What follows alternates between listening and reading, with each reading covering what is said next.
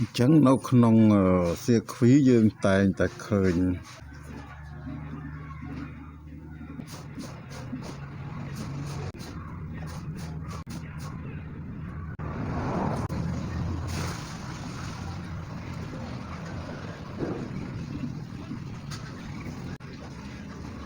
នេះយើងតែងតែឃើញ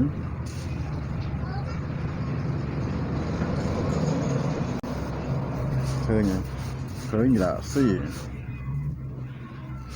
អញ្ចឹងនៅក្នុងសៀគ្វីយើងតែងតែឃើញអីគេឃើញtransfer មួយគ្រាប់ដែលគេសរសេរដែលគេធ្វើឬក៏គេរៀបចំបែបនេះគឺជា transfer សរសេរអក្សរ Q នេះនៅក្នុងសៀគ្វីឬក៏នៅក្នុងវិទ្យាក្រាមឬក៏សៀគ្វីពុំភាគច្រើនគេសរសេរ Q ចេះអញ្ចឹងកាលណាយើងឃើញ Q គឺប្រភេទពពួក transfer ឬក៏ពពួកវ៉ែតអញ្ចឹងអានេះគឺ C solitaire អានេះគឺ enter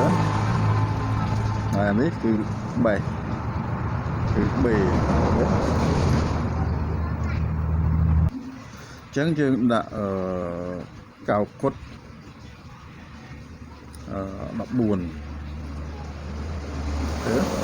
កៅគុត14ពីចំផោលទាហ្វ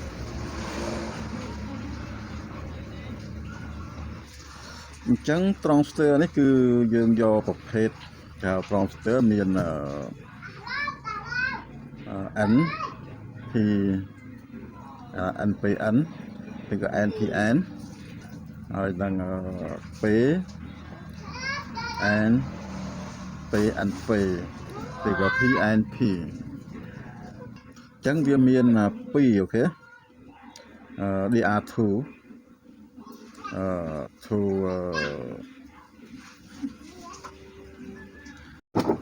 ចឹងDR2 ចឹងឥឡូវយើងនិយាយពីប្រភេទទី1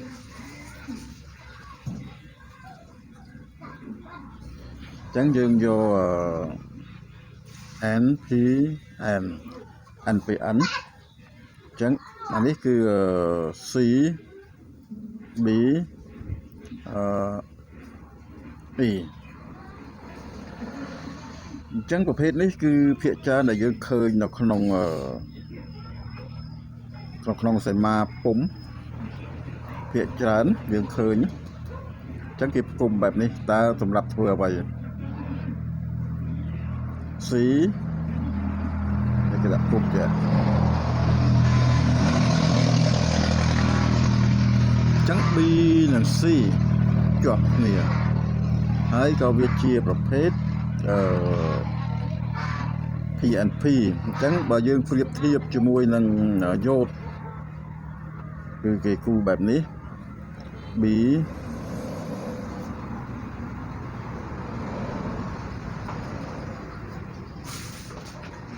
អញ្ចឹងគេគូបែបនេះសម្រាប់A គឺបែបនេះអញ្ចឹងជើងកន្លែងនេះគេហៅ B C E អូខេអញ្ចឹងបើសិនជាយើងឃើញយ៉ូតបែបនេះអញ្ចឹងអ្នកទាំងអស់គ្នាដែលធ្លាប់រៀនហើយយើងក៏ដឹងថាគេវាស់របៀបម៉េចហើយ transfer ហ្នឹងអញ្ចឹងបើសិនគេគុំបែបនេះអញ្ចឹងមានន័យថាជើងនេះគេដាក់ជាប់គ្នាចេះអូខេជាប់គ្នាអញ្ចឹងយើងឲ្យវាចូលឬក៏វាឲ្យវាចេញបើសិនតែយើងដាក់ឲ្យភ្លើងបូកចូលតើភ្លើងបូកចូលដែរទេអូខេចូលបូកចូលរួចអូខេចូលមកតាមនេះមកនេះឆ្លងកាត់ចេះណាវាទៅខាងនេះអត់រួចទេណាទៅខាងនេះគឺខ្វែងអញ្ចឹងមកខាងនេះណាមកខាងនេះទៅបានអូខេបាទបូកអញ្ចឹងបូកចូលតាមគូតចេញតាមក្បាលមកបូកអញ្ចឹងបូកចេញបាន បើយើងឃើញយើងមើលទៅប្រភេទនេះចេញបានអញ្ចឹង transfer ប្រភេទនេះដែលគេរៀបចំបែបនេះគឺបានន័យថាម៉េចបានន័យថាគេផ្គុំឲ្យបូកចូលអូខេបូកចូលហើយបូកចេញអញ្ចឹងអានេះគេប្រើចំនួនអីប្រើចំនួនយោតអូខេយោតគេប្រើចំនួនយោតអញ្ចឹងគេធ្វើវា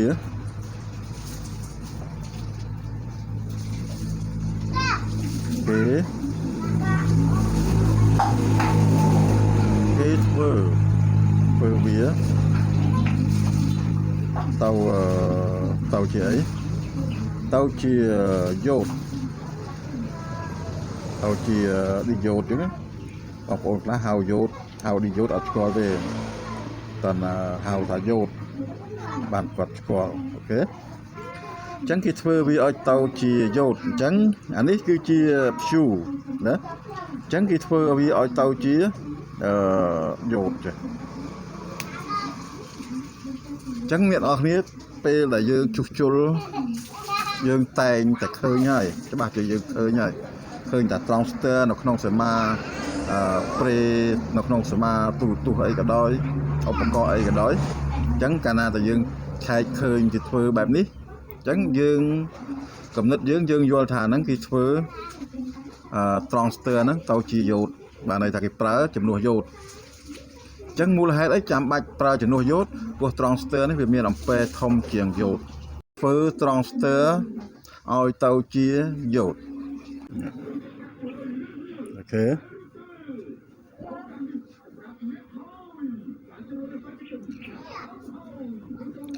អញ្ចឹងវាប្រៀបដូចជាយោតអញ្ចឹងយោតគឺសេចអូខេចាគឺអានេះខាងនេះក្បាលយោតនេះខាងគូតយោតអញ្ចឹងបូកចូលតាមគូតបានហើយចេញតាមក្បាលមកបូកអញ្ចឹងបើសិនតែយើងដាក់កន្លែងនេះ4 វ៉ុល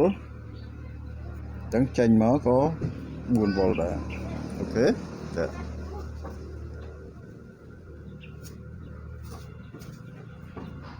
អញ្ចឹងយើងដាក់បែបនេះចេញបានឥឡូវយើងធ្វើតេស្តមើលបន្តិច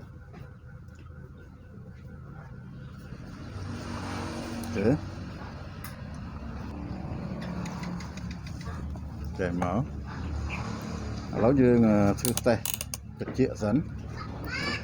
ធ្វើតេស្តត្រជាក់យើងកាច់គុណ1 អូមបានហើយអញ្ចឹងបើយកបោះបែបនេះអត់ឡើងទេអូខេអត់ឡើងទេបើសារអីក្បាលយោតនៅខាងនេះក្បាលយោតពេលវាឡើងគឺក្រហមចេះអានេះប្រភេទ N ណាប្រភេទ N ឡើងចេះអញ្ចឹងបានន័យថាក្បាលយោតខាងនេះអូខេអាប់អូខេអញ្ចឹងបន្ទាប់មកយើងដាក់ភ្លើង4 វ៉ុលចូលមក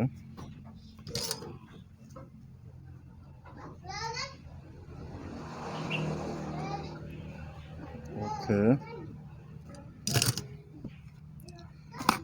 ចាអញ្ចឹងយើងកាច់កលីប10មកតែមានភ្លើងចេញទេអានេះគឺដកខាងនេះអូខេដកនេះអានេះគឺបូកនេះអូខេនេះ4 វ៉ុលហ្នឹងឃើញអានេះ4 វ៉ុលហួសជាង4 វ៉ុលអានេះគឺក្រោម4 វ៉ុលអូខេអញ្ចឹងគេយើងឃើញគេធ្វើបែបនេះអញ្ចឹងថ្ងៃក្រោយយើងចំណាំទៅអញ្ចឹងបើឃើញគេរៀបចំបែបនេះគឺគេប្រើចំនួនយោតឬក៏គេយក transfer ហ្នឹងធ្វើជាយោតអញ្ចឹង capacitor 100 microfarad 25 វ៉ុលវាជា capacitor parasite អញ្ចឹងយើងដាក់ parasite មួយមក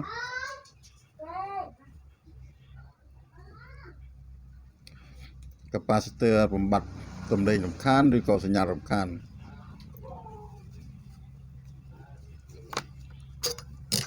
បើយើងដាក់មកខាងនេះ